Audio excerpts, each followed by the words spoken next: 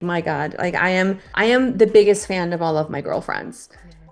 And I think what the one thing I see that we have in common that we're just so hard on ourselves. Mm-hmm. Maybe I think because we're hard on ourselves, that's just really how we see the world, because ultimately it's our perception. Yeah.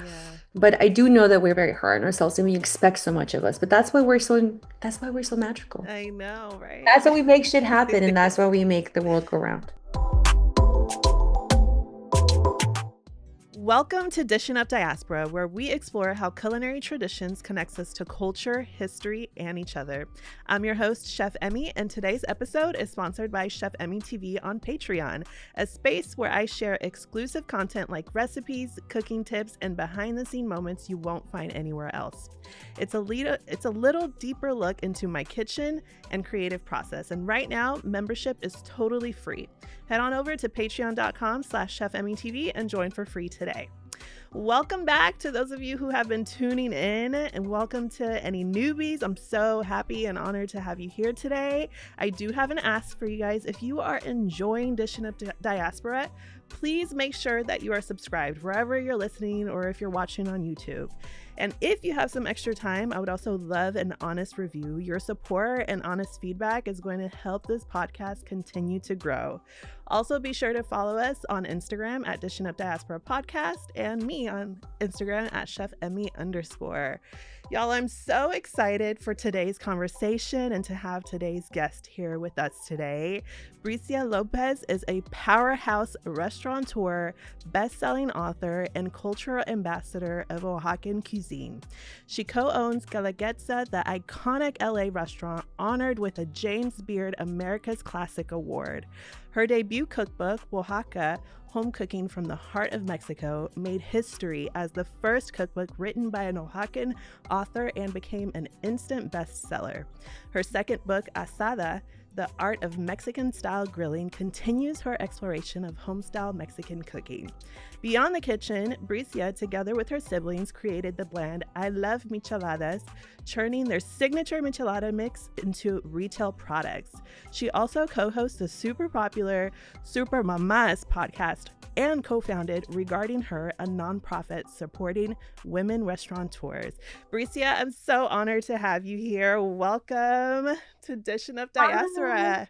I know it's a pleasure to be here. Thanks for having me. Thank you. I can't wait to dive deep into your story, but I like to start out with a little game. It's like a Okay. this or that game. So I'm gonna say two Oh my things and you goodness. just Okay. no Let's do right or it. wrong. You can even pick both if you want to. Okay, okay, tell me, tell me. Okay, breakfast or dinner?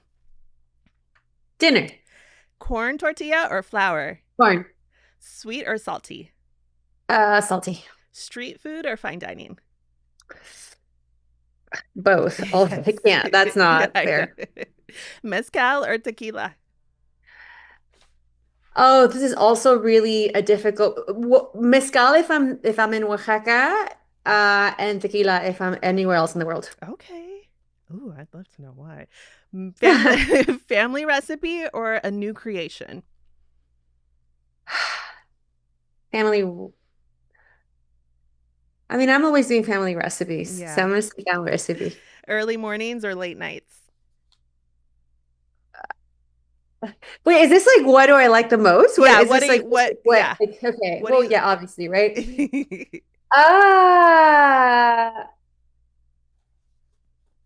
You know what? I'm kind of like both, Really? but Mhm. I see like I get like a dash of inspiration in the morning. So I'm gonna say Okay. early mornings. That's when I Love get it. like that's where I think I'm at my most creative and I feel Yeah. the best. So early morning, yes. Totally. That makes sense. Awesome. Late night I'm Thank you. tired, girl. Late night I'm like I ready to go. Go to bed at 8:30 p.m. Who am I Oh kidding? man, I wish I could get to bed that early. Okay, tell me about yourself. You were born in Mexico. Take us back Mhm. to that time. Like, what do you remember about your early childhood? What do I remember about my early childhood? Food always. Hmm. I was born in this small town of Oaxaca that is called Mitla, Mitla. And Mitla is this just magical town in the actually in the valley region of Oaxaca. My grandma is from there. I was born there. And I just remember freedom. I Mm. remember the smell of rain. I remember grass. I remember great food. I remember the smell of smoked chiles. Mm. And I just remember having a lot of different women around me all the time. Wonderful, powerful, stern, very stern, very, very stern Oaxacan women. For my aunts, my mom, my grandma, and I was outside a lot. I was a wanderer. I wandered all the time. I love that. How old were you when your family immigrated to the US? So we moved to LA when I was 10 years old, and Mm. I was in 1994. Mm. Um, yeah, mid 90s. Yeah. And I was 10, and my life completely changed after that. Yes. Yes. I love I just love having people on here and hearing their stories because like we're all so different, but like there's so much that like mirrors my experience too that felt really lonely like growing up that like in these conversations I really like feel seen and I feel like, oh my gosh, somebody else experienced this. Because I was born in Brazil and we immigrated to Seattle in 1994. I was 6 years old. And then my parents opened like the first Brazilian restaurant here in Seattle. So like I see, like a lot of We're that. literally living the same I life, know. like in different dimensions. We're Yes. like we're like the Spider-Mans looking at each other right now, like, who are Exactly. you? I know, Who are totally. you? Yes. And then in your family, how many siblings are there? So I am one of One four. of four. My sister Paulina, she was 13 when we moved. Mm-hmm. She was she 13 also is sort of in this time in your life when you're going through middle school, Mm-hmm. right? When you have a core group of friends. Yeah. My son is 10 years old right now. And to to be a parent of a 10-year-old, and I was 10 years old when I moved, Mm-hmm. it blows my mind every time I think about that because I think about my parents' bravery. Mm-hmm. I think about just where they had to be in life to do that Yeah. and what that does to a child and what that would be like to my son today. Mm-hmm. I always, in my mind, I think, what would it be if I moved to, I always say China because it's a huge country, then I have zero idea what the language is, Yeah. Mm-hmm. right? And like I couldn't read anything, I couldn't even understand I anything. know. And that's why I always say or Korea. I tell Eddie, my son, hey, can you imagine if excuse me. I always tell him, can you imagine if tomorrow I told you we're moving to Korea Yeah. and that's it? You just you wouldn't be able to see your friends anymore because I didn't the social media didn't exist, so Right. I don't know anyone Yeah. from before I was 10 years old. I lost contact with everyone. I moved from Mm-hmm. Oaxaca to Los Angeles. And unfortunately we weren't, writing mail to each other at Yeah. that point. I mean, I wasn't, Mm-hmm. and my friends were. We weren't pen pals or Mm-hmm. anything. I wish we did. Yeah. Um, and phone lines weren't like a thing. In fact, Mm-hmm. even when I moved to LA, if I needed to call my grandma, I needed to call a central station in her town Mm. to one place where there was Wow. one phone number, and they'd go have to go call her and Wow. see if she's home. Then she'd have to go to the phone booth station Yeah. and wait for me to call back or like have like calling appointments. Like, Yeah. because she doesn't have people don't have phones in their home. Like, it's Mm-hmm. not a thing Yeah. in Mitla back in the mid 90s. Yeah. So like, and now it's so different. Right now there's Totally. cell phones, and Yeah. now there's anyway. So I Yeah. always tell my son, can you imagine if we just like moved to Korea at a place where we didn't know anyone? Mm-hmm. Maybe we know somebody, but we don't really know the language, we don't know the culture, and we just go and just open up a restaurant. Yeah. You know, that was my life, and you Yeah. have to work there every day to help me survive. Mm-hmm. Like, that was the life that I grew up in, Yeah. moving to LA. And like, That's I didn't know the language. yeah. Yeah. Did you know like when you're getting ready to move to LA, did you like understand the concept that you were like leaving home and never coming back? So I Yeah. but also like I said, I was a wanderer. I was Yeah. always thinking, I was always outside. I was always just Mm-hmm. thinking about the world, but also I was fed a lot of American television. And like Mm-hmm. in Mexico, when you grow up, television is pretty much, I don't know how to say this, everyone watched the same thing, Mm-hmm. right? the way that we consume media in Oaxaca, in Mexico, well, I don't know if it's the entire country, but I know in Oaxaca, you're only fed one channel Hmm. and you really only have option to two to three things. And that's novelas from Televisa or dubbed television from the US. So Yeah. I grew up watching both novelas and Saved by the Bell and Full House, Yeah. all dubbed in Spanish, Family Matters. Hmm. So I grew up watching that in Oaxaca and thinking of in Disneyland, right? So you Yeah. get to Yeah. just all things that are Disney are fed to you. Hmm. Like I thought I was moving to Disneyland. That's what I thought. I was like, oh my Yeah. gosh, I'm gonna go live with Zach Morris. That's really what I thought that was Yes. happening. And I was gonna be best friends with AC Slater. Yes.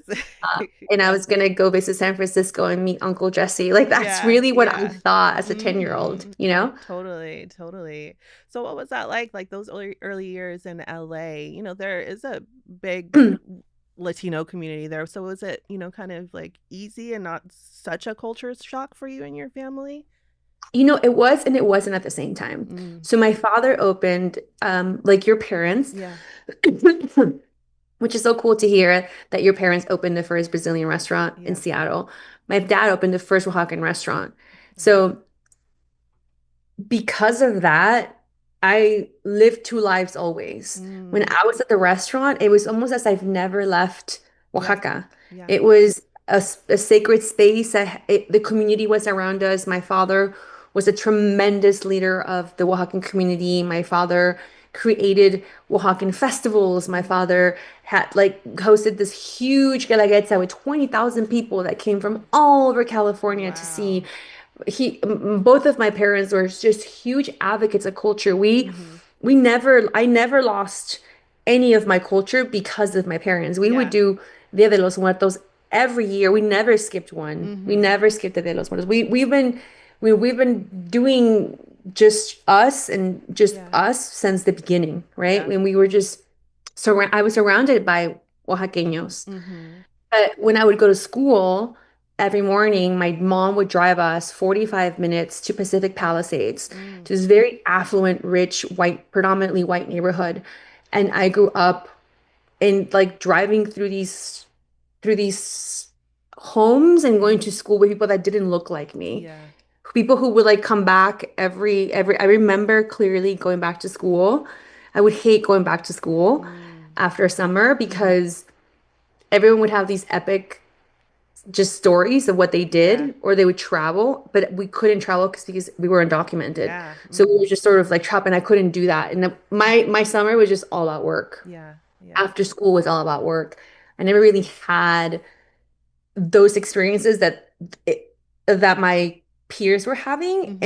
in a school like that. Yeah. But at the same time, I got a great education. Hmm. You know, I was learning how to do Photoshop in high school, which I thought was pretty cool. You know, Yeah. I was taking yearbook. I Yeah. was taking wood shop. I was taking like really cool classes that I think really sparked my creativity. And I think it was, it was a good experience for me in that Hmm. sense. Yeah, that's amazing. And again, like I started getting goosebumps when you were talking about your parents, your dad specifically, and how just like it was the Oaxacan culture was like really important for him to put these events on, and my parents kind of did the same. And I did feel like you as well, just like living in two different worlds, where like the restaurant felt like home, that felt like my Brazilian culture never left me, and thank God, because I feel like if I didn't have that space, and if my parents didn't force, they would make me do like Brazilian performances. We would like do dance and music festivals. And it's like, I enjoyed it, I think deep down, but then also I wanted to be very American. I'm like, I just like, Mhm. why am I different? I think that just now in my adult life that I'm like so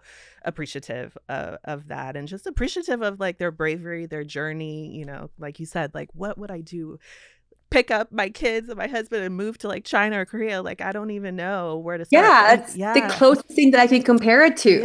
Like yeah, if you shit went so south yeah. for me and my family, Hmm. then I would have to pick up my stuff and just move to Korea, to a place where I mean I just again I go or Japan, Yeah, you know. I just say that I say or Germany. I just say yeah. certain countries because I don't know how to speak the language. Yes. And that's And that I think huge. for me was the biggest shock of Yes. them all, Yeah. you know. And again, and it was so different. Like I came from Hmm. Oaxaca. There's like, yes, even though Oaxaca has an incredible amount of diverse of indigenous culture, Mm-hmm. and yes, there's tourists that would come to Oaxaca all the time. I like I was never really exposed to food from different cultures. Mm-hmm. So I just loved LA. I Yeah. love LA. I Yeah. love LA, I man. love I love LA. LA so much. Yeah. It's taught me so much. I met so many different my friends, I was in ESL. Mm-hmm. So I got to meet friends from Korea. I was just so enamored by so many Yeah. different cultures that exist Yeah. in Los Angeles. That's amazing. I do want to know what it was like working with your parents. I'm assuming your siblings also, like, everybody worked in the restaurant. Sucked. No? Or It sucked. oh, For it me, so sucked. again, Okay. we all did. Sucked. Yeah. Yeah. Did you have that, like, ah, why do I have to be here type of Course. moments? Yeah. I mean, listen, sometimes like my boyfriend was started being a dishwasher. He's a chef Yeah. since he was 12 years old. And he's like, from that moment, I always knew. I'm like, then God bless you. Because at 12 years old, I was out there in the restaurant. I was like hating every moment of it, Yeah. Like Totally. that's real. It was different because for me, it was more like I just wanted to go outside and play and be with my friends. And like, Mm-hmm. and it's like, no, you have to work. And I was like, Yeah. why? And I didn't even go to prom. Oh, So it was just wow. like a lot Yeah. of different, I was just always working. Yeah. And then because of that, at some point I was resenting it, but obviously like, no, and now I can't stop working. Now I love to work. Now I Yeah. can't stop. Like if I'm not working, I just don't know how to enjoy myself. Totally. Yeah. Was there a point, like, did you think you were not, like, when you were an adult, when you're, went to school and all that, like, did you think you were going to go into, like, the restaurant industry or the food industry at all, or did you want to do something else completely? Um, I've always wanted to do many things. Yeah. I've always wanted to do many things, and I think that's why I do so many things today. I love that. Um, I I think at the end of the day, I everything that I was really interested in was just very creative, Mm-hmm. very visually creative. So for me, even in the beginning, I didn't want to go into the restaurant industry because I always thought of it as I just needed to be like I had a different perception of what that was Mm-hmm. as a it's gonna sound horrible as like a child laborer Yeah. basically, right? Like Mm-hmm. they're like 14, 15 years old Totally. I feel and that. and half of the time I'm like getting in trouble in the kitchen because something I did at home or like I'm Yeah. waitressing or whatever. I'm just Mm-hmm. you're 14, 15, like you don't really even know who you are as a Yeah. person at that point. You're a child, Yeah. right? Yeah. Um but I think at some point as I got older, I realized, oh no, like this is not just an everyday clock in, clock out. This is like actual art form. Mm-hmm. This is creativity. This Mm-hmm. is what I was always looking for. It's almost Yeah. as, when you read that, I don't know if you read that book, The Alchemist, but I Mm-hmm. always refer to it because I think at the end, I think I've read it a couple times. I haven't read it in a long time, but I remember that the point of the book was that you're standing on what you're looking for the entire time. Like you were Mm-hmm. just searching, searching, searching. And it's in you the Yeah. entire time. And I almost felt like I had that journey with the restaurant Mm-hmm. to where when we were about to lose it, it was like, no, this is, I saw it, my perception shifted. Yeah. And I saw, and I was able to grow within the restaurant. And from there, launch different products and write books and, Mm-hmm. continue my creative flow and continue to create. And I think that's where I find the most joy. Mm-hmm. But no, I think I didn't go in there, but no, I didn't. But and I guess the long-winded answer is no, when I was younger, I didn't think like this was going to be my future. I wanted Mm-hmm. to do many things. Yeah.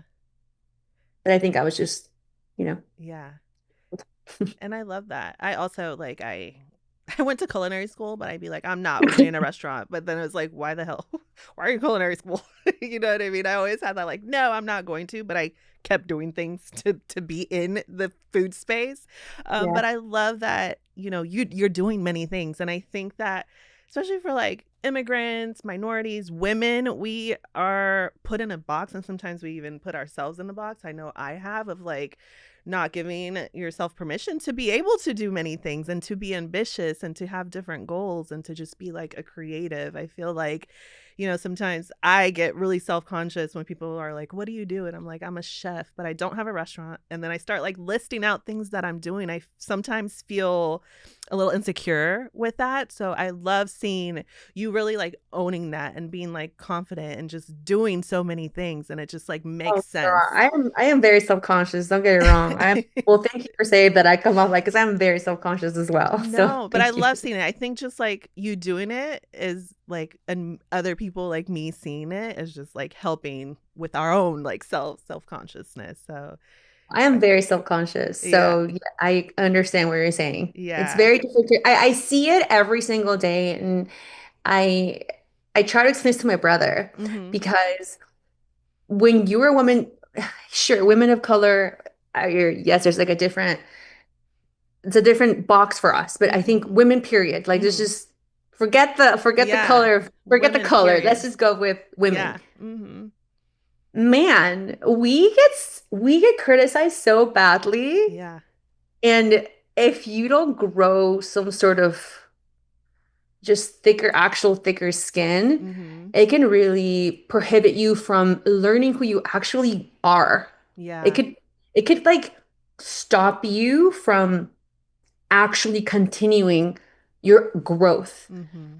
And I try, and I think even I see it with my brother, and I don't and he's always saying like I think he's starting to see it now. Mm-hmm. So unfair. Like my brother can post the same video. Like him and I can post exact same video, like content. Mm-hmm. And say the exact same thing word by word. And I will get smashed in the comments of Oh like, my oh my gosh. God, look at her doing X. But my brother will be like, he's so sweet. And it's funny, even when uh, the three siblings do stuff together, yeah. sister and I get bashed for different things, Yeah. but no one talks about my brother. Yeah. And we did this one video and we were so clear. And I was like, but Fernando, the proof is here. Like, Yeah. look at the comments. Everyone was came for the way we looked for my sister and I. It was so Wow. interesting. And a lot of the times, that can that's it's this in this digital world that we live in, it's Mm. if man, if it can really I've seen it. And I mean, you Yeah. just mentioned it. I've also been through it. I sometimes I don't even put stuff out because I kind of like I'm too hard on myself because Yeah. I think the world keeps telling you certain things and you start to believe it, but Yeah. don't believe the world. Yeah. Believe I yourself. love that. Don't believe the world. Exactly. Yeah. I've like, really don't read the comments. You know what I mean? It's Good. crazy. I think, okay, this is going to be really random. I feel like what like helped me like realize, like get out of my own head is just like seeing all the hate that like Meghan Markle, who's not Markle anymore, she's a Sussex, I guess now, like just seeing all the hate, like actual hate towards her was like, wow, people are crazy. Like, and you just have to Like like people shut want to them say, out. I know, I don't understand. Yeah. I was like, you know what?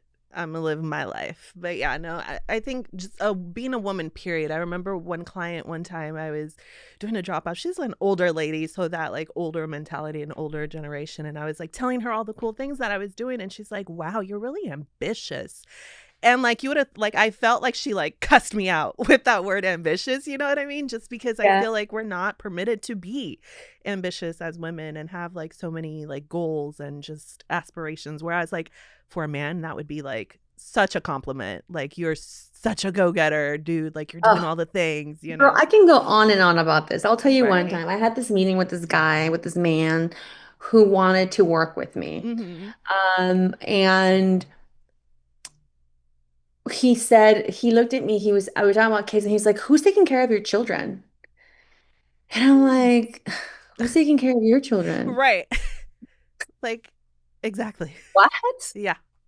Yeah. Like, why? And here's the thing. Every mother, every single mother, I don't care who you are. And if you say you don't, I think you're a liar. You go through mom guilt. There's no way. 100%. I'm yet to meet a mom who No. does not have mom guilt. Okay. For sure. So that's our baseline. That's how we are Mm-hmm. living life. Yeah. So if I get asked that question, it's very triggering to me. Yeah. Like Mm-hmm. maybe it's not triggering to a man because he hasn't been asked that question Yeah. over and over and over again. Mm-hmm. So sure, maybe the guy doesn't really see it in a bad, maybe he's like, what do you mean? I was just Yeah. asking. The fact that you had like that was internal, like you had Yeah. to ask that. Right.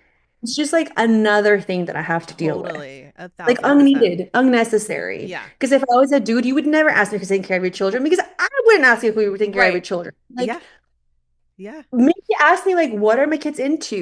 I don't know. Oh Totally. my God, you have kids. Oh my God, what are they into? Like, what are their curiosities? Yeah. What is your favorite subject at school? Oh my God, that's Totally. interesting. You have a kid. Great. Then like Yeah.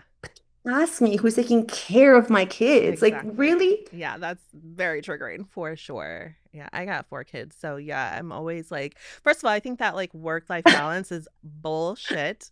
Like there's no work-life balance. Like that's a lie. You're never going to. Like sometimes you're going to be, feeling like you're a great mom and sometimes you're going to be feeling like you're a great entrepreneur. I don't know if that it'll coincide at all times, but I think yeah, it's definitely, you got 2 little ones. Like so again, I think if we can go down the woman route all day long, that yes, Mhm. we are really just subjected to different For standards for sure. some reason. But I think also I will say that I women are the when I meet women, I have so many women who are so many friends, and I know so many women personally who I admire tremendously. I mean, these are women that I'm like, my God, like I am the biggest fan of all of my girlfriends. Yeah. And I think what the one thing I see that we have in common that we're just so hard on ourselves. Mhm. Maybe I think because we're hard on ourselves, that's just really how we see the world, because ultimately it's our perception. Yeah. But I do know that we're very hard on ourselves and we expect so much of us. But that's why we're so magical. I know, right? That's why we make shit happen and that's why we make the world go round. Absolutely. Amen to that. I love that you and your siblings, work together. I have one brother. He's 7 years younger than me, and he totally is not in the food world at all. He's like My beeline the God. other direction. So I'm like, I wish I had some partners in it, but I love what you're doing with it's First Fridays, right? By Is it First Yes, Friday? so we have a music festival, music and michelada festival that we do once a month Mm-hmm. with my I Love Micheladas brand. We do it every first Friday, but in the summer we're doing like Summer Friday series, and Mm. we just love Fridays, man. I love that. So important, especially in a time that we're living right now, to have like that community. I watch your videos all the time and I'm like, wow, that's Oh, amazing. It's thank so you. cool. Yes, but it's wild. That's like another life I live. Yeah. We produce a monthly festival, which Yeah. is crazy. That in itself is a full-time A job for my lot. brother and I. Yeah. A lot must go into that. And then you have your podcast it's one of your With my sisters. sister. Yeah. Super Mamas. I Yes. love that. Is she also in the food industry? That Yes. sister So of yours? my Yeah. sister and I were business partners in everything in the restaurant, in the Okay. Super Mas podcast. My sister actually runs a restaurant full time. Okay. And the podcast was just born out of us wanting to talk about mom life Mm-hmm. and, in the middle of all that we do. Yeah. For the same reasons that we were talking earlier. I think that I found a whole new life when I became a mom, right? I think like you enter an entire new matrix system, almost like Mm-hmm. you never knew that dimension existed. Yeah. And everyone can tell you everything, but you will never actually know Until you're experiencing until it. you're there. Yes. You're the best parent until you're a parent. Yeah. And I think that when my sister was already a mom when I had a kid, Mm-hmm. and I think that it just brought us closer as sisters because Yeah.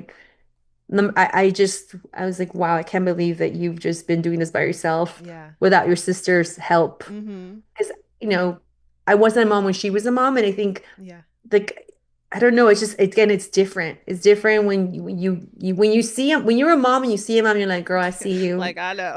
I Yes. got you. Like, I'm sorry. Yes. Wish I could help some more. You I got know. this, Yeah. right? Uh, but I think like when I wasn't a mom for 4 years. She was, Mm-hmm. and I wish I would have been there for her more. So the Yeah. podcast was just me, like us coming together and me like really speaking on that and Mm-hmm. really like trying to understand and like bring other women along with us and for them to not just be seen, but actually feel normal. Yeah. And you Mm-hmm. know what? One of the things that happened early in the podcast, I remember I was in Whole Foods. The podcast had just been out for about 6 months or maybe a year. Uh-huh. I was in Whole Foods, and this man came up to me. This middle-aged dude from Pasadena just walked up to me and was like, "Excuse me, is you Bricia?" And I said, "Yes." And he said, Do you host a Supermass podcast?" And I said, "Yes." And he said, "You know what? Can I just say thank you?" I'm like, "Why?" And he said, "Because when I listened to you, I realized, man, my wife's not crazy. Like, you guys we're just all the same." I'm like, "Thank you." I love I'm like, "I guess, yes." Like, no, she's not crazy. No, We're she's not. yeah. Yeah, that's so funny. That's so funny. You Uh, are also a cookbook author. You have your two books, yes. Oaxaca and Asada. I'm and actually my manuscript is due today. So, kind of crazy. Like tell me how the book writing journey was for you and how that's been. Oh, I love writing books. The first two books that, well, my two books, I worked with a writer. Her name is Javi. And Javi and I were basically, we were like brother and sister. We've known Javi for over a decade. Mhm. Um, I'm a writer. I've been writing since, gosh, I've been writing for a long time. I've written magazine articles. Mhm. I love writing. But working with him, I think like it allowed me to just explore my voice Mhm. more. Um, it was almost like being able to read your thoughts on paper. Yeah. Um, and for me, I think when I dive into a project, I have the personality that we just sort of like dive all in, Mhm. right? And when I set out to write my first Oaxaca, it was my first time writing my book. So I had no idea what the hell I was doing. I was like, "Oh my God, what am I doing?" Yes. I moved to Oaxaca for 3 weeks, Mm. and I just dove so deep. And all I would do, I would wake up every day and I would just live like I lived when I was a child with my mom. And we Yeah. would just cook all day. We'd go, we'd we'd nixtamalize our corn the night before. We'd wake up, we'd go to the molino, we'd come back, and we just make all the things. We Mhm. just make them, and I would just make notes. And we just documented our life, Yeah. and just be and brought these recipes that I grew up with to life. And then I moved back to LA. When I was back in LA, Mhm. I just recipe tested a bunch of those recipes again. So we did Yeah. them twice. And then it was just really recollecting just memory in my life and taste. And that Oaxaca is just a capsule of my family's history. Yeah. It's it's a story of my parents, migration, immigrant story that I think Mhm. probably when you read it, it will Yeah. probably reflect your life. And Mhm. when people write to me after reading the book, because I think it's a beautiful read more than the recipes, Mhm. they, so many multi-generational families of restaurant owners that say, wow, that was like my family. Yeah. And it's just recipes that represent who we are as Oaxaqueños. And then my second book, Asada, because I was already seasoned in the book world, that one I just like birthed it. Like it was so fast. I think like I woke up one day and I had this like vision of what I wanted to do. Most of the recipes I had already written because I had these like in my personal archive Mhm. from many many 4th of July carne asadas that I had hosted as in my home. Yeah. Um, back when I celebrated 4th of July. Uh, and it was just so, and I just wanted to just bring that like LA Asada energy to life. Yeah. And that one, just honestly, again, same thing. I locked myself away for a couple months, Mhm. and all I did was just test recipes, Yeah. and all I did was write. And Javi would come over, and he'd come in the morning and leave at night, and we just write and cook and taste, and then the book was done. Yeah. Wow. And then even the photography, like I hosted two huge asadas. I work so closely with my photographer. Mhm. This is the second book. We did both books together. We're obviously going to work with the next one as Yeah. well. Um, and we just know each other, and he doesn't bring any artificial light. Mm-hmm. My both of my books, I purposely wanted to shoot them just in just real life. Yeah. Just I wanted to represent my way of like looking at the world is just we have to just be real. Mm-hmm. So I didn't want to have studio, and I didn't want to have studio lighting. I didn't want to have anything that was, you know, staged. We Yeah. had, I would say we had to have it. I think we for 20% of the book Mm-hmm. images, maybe 10. Mm-hmm. But the rest, I just hosted a big old asada at my house and another asada at the park, and he shot all the recipes there because I was feeding everyone what I was putting on the book. Mm-hmm. And I think that just really made a huge difference. And I think when people get the book, you actually can taste that. Mm-hmm. And when you see it, you feel like you're at someone's Yes. asada. Yes. And it's nothing's pretty, nothing's perfect. Because I think that when it comes to carne asada or cooking in general, it doesn't have to be perfect. It just has to be good. Yes. I love that. I love that so much. I think it's so important to, because I'm sure, I mean, did your family like document or write their recipes before this? Like I mean, we have obviously we have restaurant from the recipes restaurant? and Yeah. in that store, but my mom has so many books. My mom and I have one thing in common, and we're just we like literally I live with my notebook everywhere I go. Yeah. So does my mom, and she always has like she has tons of books at her house with all her recipes written down, I like love that. handwritten. Yeah. But no, it's very different than like reading your mom's book than Mm-hmm. actually writing a recipe for someone else Yeah. To cook. Yeah.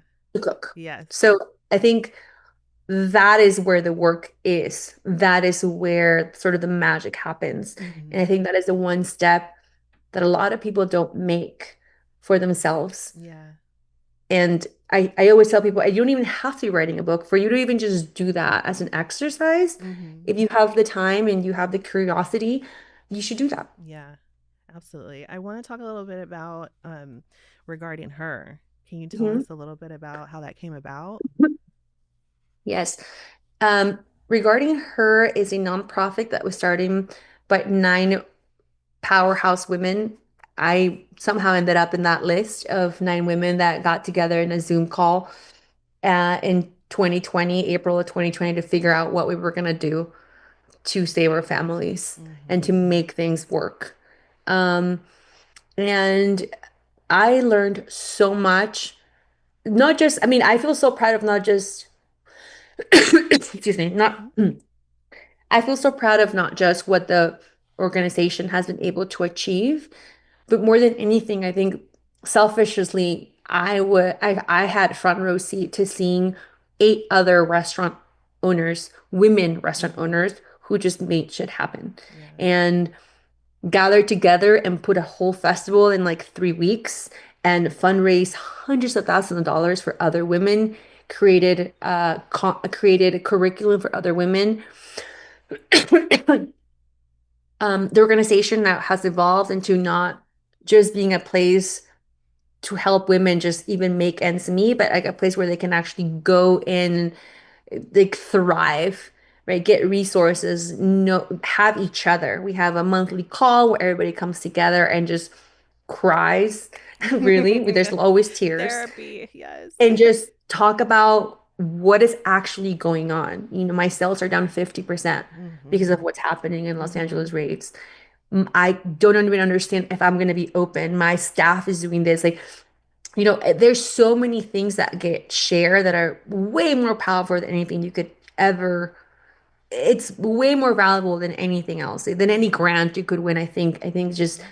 being able to have insight and women who share everything. There's such a bad. I think like this idea that women don't support each other. I don't. Sometimes I hear like when I read that, I say Mm-hmm. I don't live that life. Yeah. Every woman that I've come across in my life has supported me, Mm-hmm. has championed me, has helped me. I just, if it wasn't for women, I would not be where I Yeah. am. Yeah.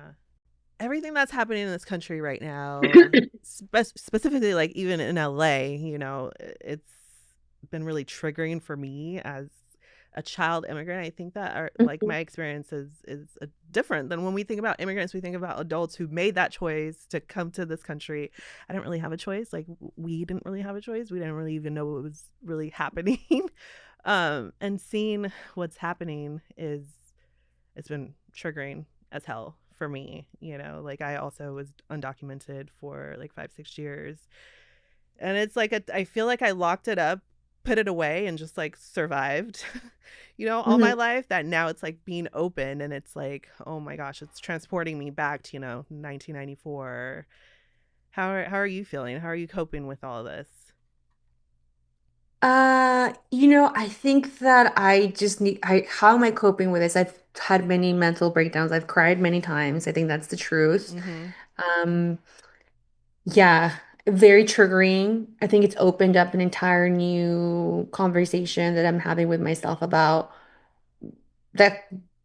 I think even what we were talking about earlier, just dealing with the trauma. Mm-hmm. Um, but also knowing that we have a bigger purpose, right? And why we were actually put here, because I Mm-hmm. think it's very easy for us to fall in the I'm going to shut down Mm-hmm. and I can't do anything and be paralyzed by fear. Yeah. Because I also know what that can do to a person. So how am I feeling? I think the shock of seeing your neighborhood being attacked the way it was obviously puts so much pressure on a person in different levels as a human, as a business owner, as a leader, as a mom. There's just so many different things, right? Having to show up for your community and the hundreds of families you're responsible for. So I think I think that you have to yes, I was so triggered and I had to deal with my own personal shit separately Mm-hmm. in order for me to actually show up for the rest of the people that need it for me to show up, if that Yeah. makes any sense. Because Absolutely. I think at the end of the day, I have to remind myself that I am in a very privileged position because I am documented, I Mm-hmm. am an American citizen. Yeah. I have two American citizen children, Mm-hmm. and we still have rights and we still have a voice. Yeah. And I cannot let that be taken away from me as an American citizen. Mm-hmm. So I think that I have to show up so many different ways, but I think I have to understand that we still have power, and us, the ones that can speak for other people should, Yeah. and continue to really, for me, educate myself. I Mm-hmm. think I was very uneducated on systems and how Mm-hmm. things work because you get caught up in every single day Yeah. of, again, trying to survive, trying to make Yeah. your business survive, trying to write your book, trying to make your mortgage payment, your children, your Yeah. there's so many things that happen that sometimes you forget what civic duty is as Mm-hmm. as a human being, what you should be, how you should educate yourself, how you show up for your family. Yeah. Um, for me, made me realize the things that I need to value in my household so my kids can grow up and feel that they should be able to also speak up so they don't have to go through all of this, you know? Mm-hmm. Um, and we fundraise a ton of money for different organizations. We donated like $16,000 the first week. Amazing. We have shown up for a community in so many different ways. But I think that I'm only able to do that because I like kind of saw what I needed, and yeah, it's very traumatic. But I think like it's our responsibility now that I'm older, Mm-hmm. to help myself find joy in the midst of all this shit and be Yes. able to show up for everyone else because that's what we need to do. Yeah. And if you can raise great human beings, then you're doing a good job. I love that. I love that. What is next for Bricia? What should we keep an eye out for?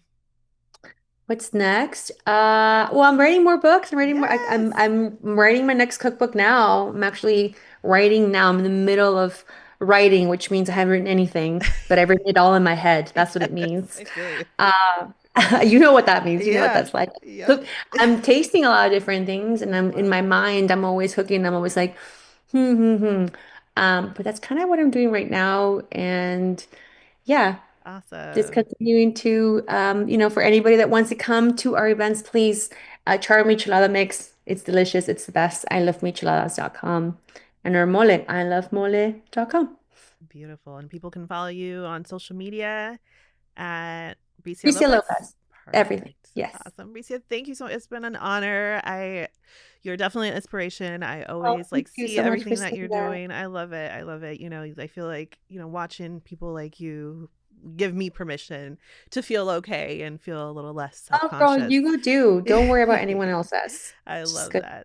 Thank you Yes. so much for spending time with us. And thank you, everyone who has been tuning in. I hope you enjoyed today's episode. And please join us again next week for a new episode of Dishin Up Diaspora.